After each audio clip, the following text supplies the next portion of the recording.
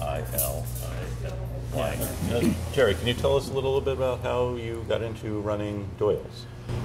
How did I start about running Doyles? Well, the Doyles have been here for an awful long time, as you perhaps know, as you do know. And it started off in 1882.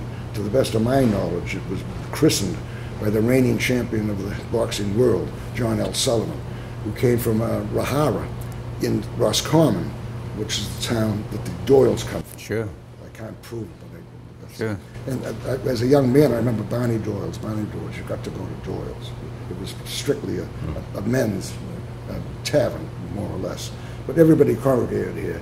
And if you came from Ireland or Italy, you were told to go to Doyles to make acquaintances with people and talk to people and get going. Job opportunities, school opportunities, anything. So it was a political center, social center. Yeah. Right from and it wasn't the only place in the city, but these poor immigrants, they didn't have a damn thing. They didn't know anybody. They were lucky to get here. And that's the only way. I mean, you had all kinds of manufacturing down here, and the Edison was coming, and it was the place to be, the melting spot to be. And then they'd organize picnics to go to Franklin Park, to go to Jamaica Pond. Everybody would get to know each other. They'd come up with the best candidate possible and try and get him into the House of Representatives particularly, or the Board of Aldermen, the City Council. And that's what happened. It just kept on flourishing over the years. This table is named after the reigning mayor of Boston. Whoever the mayor of Boston is, it's his table. And we started with Kevin White when he was the mayor. This was his table with some of the stuff that's been turned over to there now. And then Ray Flynn came along and it was his table.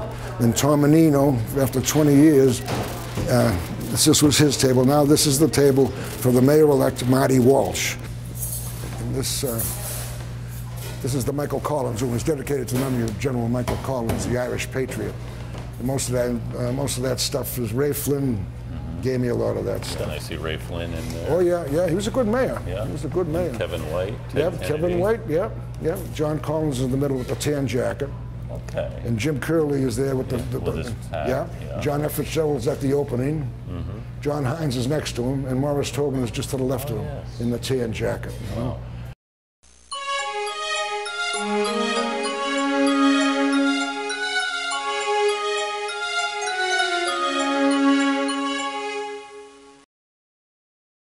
And this here where Paul Revere's ride is, that moon was not always there.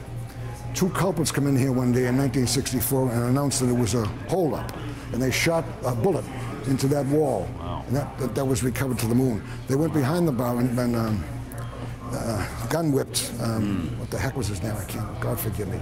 And then they took the money out of the register and went out that door, not knowing that Bill Doyle was behind the bar down there at his desk. They didn't see him.